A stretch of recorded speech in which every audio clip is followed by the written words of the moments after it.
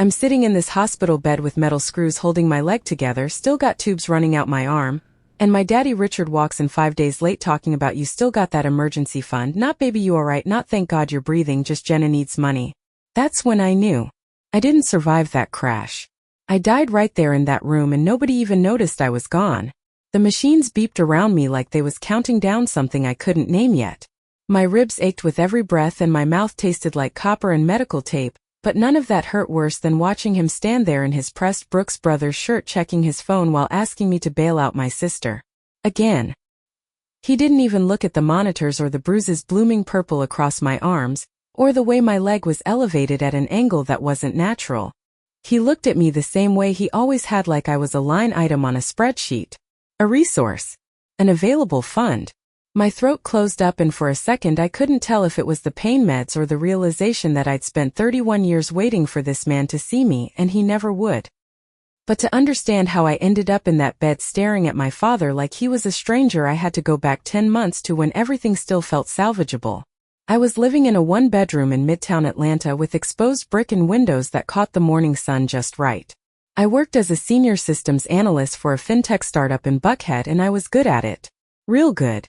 I'd built their entire data security protocol from scratch, and when a potential breach happened 3 months into my tenure, I caught it in 45 minutes flat. My boss Terrence, a brother from Stone Mountain with locks down his back, had pulled me into his office and said, "Imani, you just saved us about $2 million in liability," and I swear I saw my future crystallize right there. Promotion. Stock options. Respect.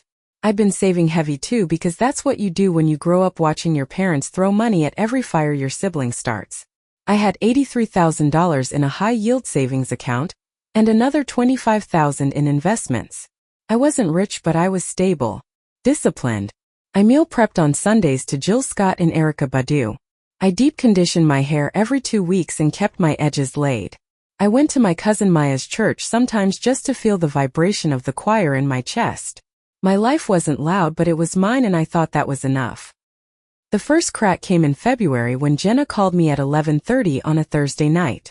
I was already in bed, bonnet tied, satin sheets cool against my skin, and I almost didn't answer. But that old conditioning kicked in, the one that said family is family even when family is poison. She was crying that performative sob she perfected since high school, and talking about how her cryptocurrency venture had collapsed. She'd borrowed $65,000 from some investor dude she met at a club in Buckhead, and now he was threatening to sue her for fraud.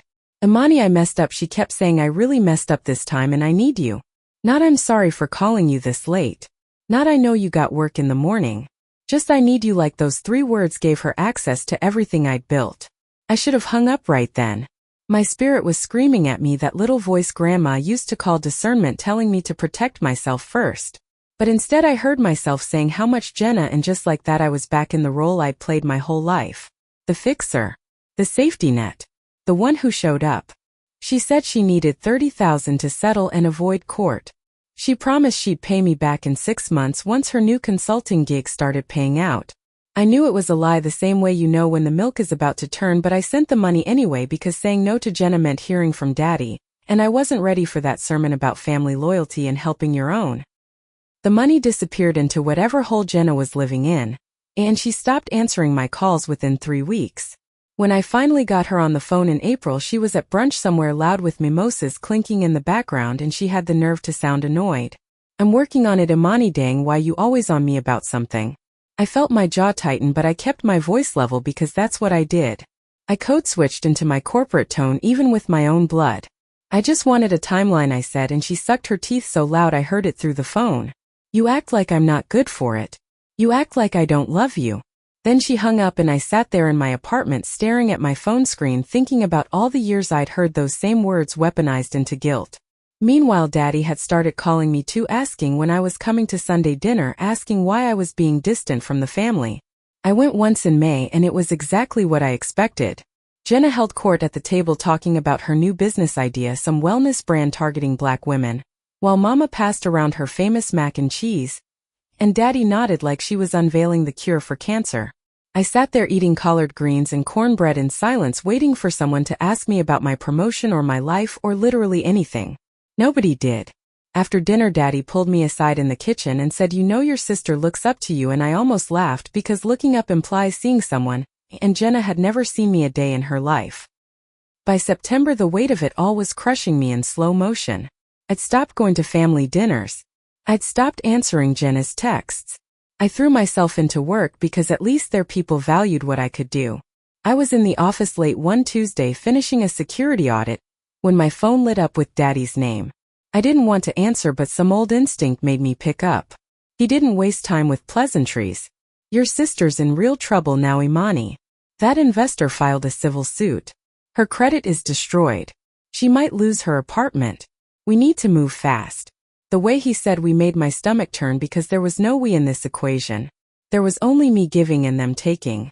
"I need you to cover the settlement," he said, and his voice had that edge to it, the one that meant don't argue with me. "It's $85,000 total." I felt the air leave my lungs. That was nearly everything I'd saved. A decade of discipline and sacrifice, and he was asking me to hand it over like it was nothing. "Daddy, I can't," I said, and my voice cracked. "I already gave her $30,000 earlier this year." He was quiet for a long moment, and when he spoke again his tone was ice. "So you're going to let your sister's life fall apart over money? You're going to sit on your little nest egg while she loses everything? That's the kind of daughter I raised." I wanted to scream that I wasn't sitting on anything. I was surviving, I was building, I was trying to exist as something other than their emergency fund, but the words wouldn't come. I told him I needed time to think, and he said, "You got 48 hours before this gets worse," and hung up. I sat in my office under the fluorescent lights, feeling my chest tighten like something was wrapped around my ribs, squeezing. I drove home in a daze, and I remember the streets being wet from an earlier rain, the way the streetlights reflected off the asphalt like little golden rivers. I was at the intersection of Peachtree and 10th waiting for the light to turn when I saw it. My light went green. I checked my mirrors out of habit. I started to move forward. Then I heard it, the sound of an engine roaring too fast, too close, and I turned my head just in time to see the black Escalade running the red light. It hit my driver's side door with a sound like the world splitting open. Metal screamed. Glass exploded. My body jerked sideways, and then everything went white and silent. I don't remember the ambulance or the sirens or the paramedics cutting me out of the wreckage. I just remember waking up in Grady Hospital with a nurse standing over me asking if I knew my name. Everything hurt: my ribs, my leg, my head, my lungs, even my eyelashes. But the worst pain was realizing that the first thing I thought about wasn't whether I'd live. It was whether anyone would even notice if I didn't. When Daddy finally walked into that hospital room 5 days after I'd nearly died, and asked about my emergency fund, something inside me didn't crack, it shattered. I looked at him, really looked, and saw him clearly for the first time. He wasn't my father. He was Jenna's accountant, her PR manager, her excuse maker. And I was just the vault he kept forgetting to check on until he needed a withdrawal. My voice came out flat and cold. "No." He blinked like I'd spoken a language he didn't recognize. "What do you mean, no?" "I mean, no, Daddy," I said louder now. "I'm not giving Jenna another dime." His face shifted through confusion, then anger, then something worse, disappointment, like I was the one who'd failed. "You're being selfish," he said, and I felt a laugh bubble up in my throat, bitter and sharp. "I almost died," I said, "and you didn't even call. You didn't text. You didn't show up until you needed something." He opened his mouth to argue, but I cut him off. "Get out." He stared at me for a long beat, then turned and walked away without another word. The silence he left behind felt like freedom. 3 days after I was discharged, I sat at my laptop in my apartment, leg propped up on pillows, and did something I should have done years ago. I pulled up every text, every email, every bank transfer I'd ever sent to Jenna. I documented dates and amounts. I screenshotted her promises to pay me back. Then I filed a civil claim in Fulton County Court for recovery of funds, $63,000 with interest and penalties. I also sent a carefully worded email to every family member Daddy had been lying to with the subject line, "Setting the record straight." I attached hospital records showing when I was admitted and when my emergency contact was called. I attached bank statements showing the money I'd given Jenna. I attached screenshots of her ignoring my calls. I didn't rant or accuse.